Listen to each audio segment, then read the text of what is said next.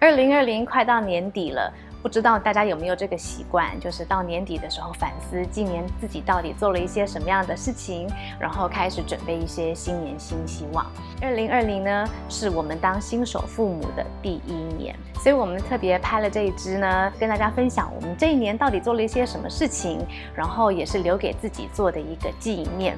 其实这一年呢，绝大多的时间我们都是在家里带3个小朋友出去，其实真的还蛮难的。他们比较小的时候，每3个小时从喂奶、睡觉，而且又要3个人。那当新手父母的时候，其实有很多事情我们还不是很会做。那我们每一次要出去的时候，我们时间都要算得刚刚好。但是过年以后呢，相信大家都一样，因为疫情的原因，绝大多数的时间也都是在家里，所以反而本来不能参加的会议，通过 Zoom 都参加了。对我们呢，其实今年是练手的一年，我们学会怎么样当爸爸妈妈，我们喂奶啦、换尿布啦、洗澡啦，所有日常的照护，我们怎么样以2个人最快的速度来照顾他们。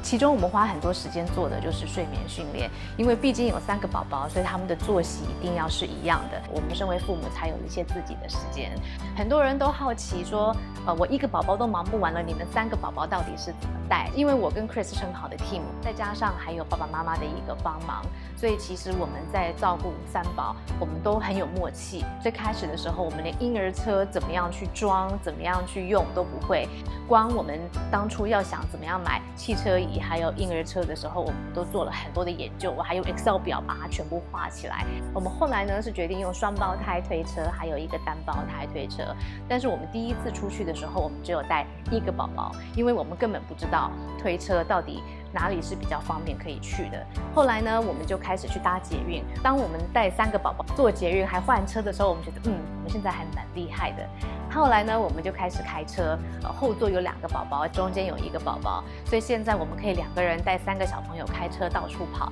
甚至还可以拍影片。其实说是带小朋友出去，更是我们自己也要去走走跟透透风。因为带宝宝的时候呢，其实我们2个人能独自相处的时间也不多，反而是我们带小朋友出去玩，边散步我们可以边聊天，然后边思考我们怎么样当更好的一个爸妈。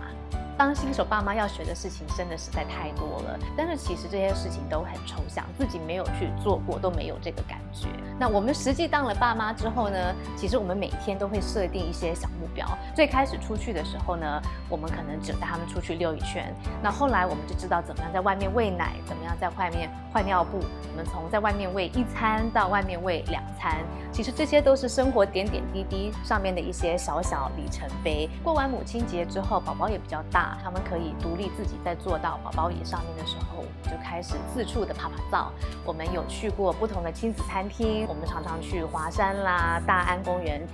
我们第一次带他们去出远门的时候，就是去北投泡温泉。那时候我们觉得自己很了不起，因为从2餐的牛奶，还有1餐的副食品都要在外面去喂。当要准备那一天，我准备了9个奶瓶，还有好几个便当盒，不同的吃的、不同的饼干，他们可能要换的衣服，方方面面的都已经是准备好了。其实我们还带他们去好几个不同教会，所以后来我们选的教会，它刚好是育婴室跟主堂是很近，而且主堂在播放的牧师在讲的东西，育婴室都能听得到。因为是他在地下室，他没有电梯，所以我们那时候想说不可能，我们应该不可能去这个教会。后来呢 ，C 家弟说没有关系，我肩膀上可以坐一个，我前面可以抱一个，然后我呢抱一个，那这样子我们3个就很方便的停车下车，然后走下地下室去到教会。从宝宝他会翻身，他会自己坐起来，他会开始爬，甚至学走路，然后开始跑，开始爬。其实他们的成长阶段，每天在看他们好像没有变，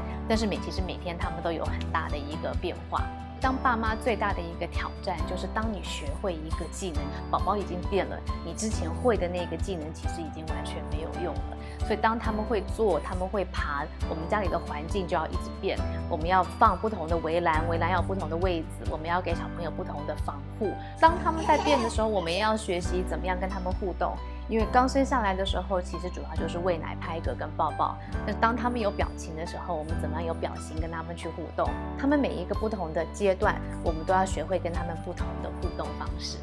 那当然，1年过下来也有很多不同的节日。以前我们没有小朋友的时候，其实这些节日我们可能就是淡淡的就吃一顿饭也就过去了。但是其实有小朋友的时候，我们会比较注重一个仪式感，一个节庆应该要庆祝，毕竟第一是拍照的一个好机会，还有去留恋。但是第二的话，其实不同的节日都可以有不同的传统。所以比方说在端午节的时候，我们还洗艾草，吃粽子；到中秋的时候，我们还吃月饼、出去玩、赏月，还有捡柚子皮。这些以前都是我们不会做的事情，但是觉得有小朋友了以后，这些都变得很好玩。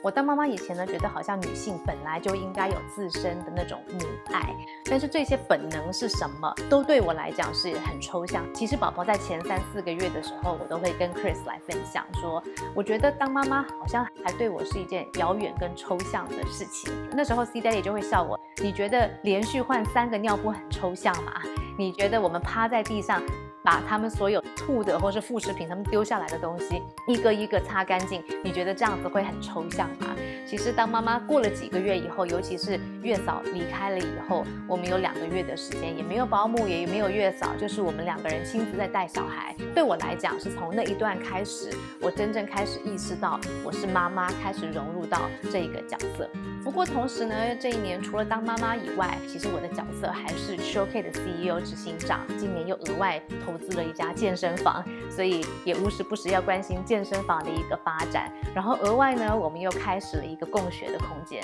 所以我不但有了3胞胎，在照顾3个宝宝，其实是在工作上也有3个很不一样的一个项目。早上6点起来带宝宝、喂宝宝之后呢，我可能是处理一些关于牦牛绒的事情，下午可能是处理一些关于共学空间的事情，那晚上呢又是去健身房去考察最近的一个业绩。所以如果要描述我的一天，其实是很夸张的不一样。常常我们觉得自己是很无能为力，因为每一个小孩我们希望给他独一无二的时间，那因为他们是我们的重心，其实在工作上，我现在宝宝肚子饿了，这个电话我就不能接了，其他的事情我都必须要摆开。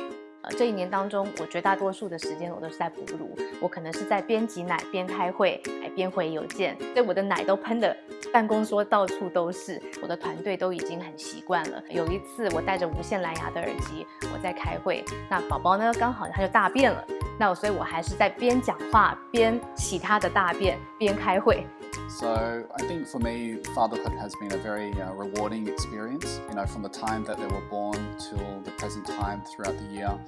being available and just being present with them every day has been a joy. The time they wake up, all the way through to playing with them and then feeding them, bathing them,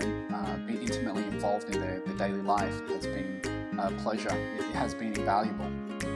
Full-time fatherhood hasn't been all roses. It has had its challenges and it's also very tiring. The fact that as we've tried to sleep train them, it doesn't always work, and often we only have a couple hours sleep. Even in those times when it's tiring, we do have those moments of joy as well. When we play with them, when we play with each of the kids, just seeing the faces of joy and love as they interact with us, as they squeal in delight as we tickle them, even when we play with them as we feed them. All those different moments have been very precious. Even though the challenges of having to clean up after them, from all the food that goes on the floor to all the bottles that we have to wash. So I think one of my proudest moments has been being able to put all 3 kids to sleep myself.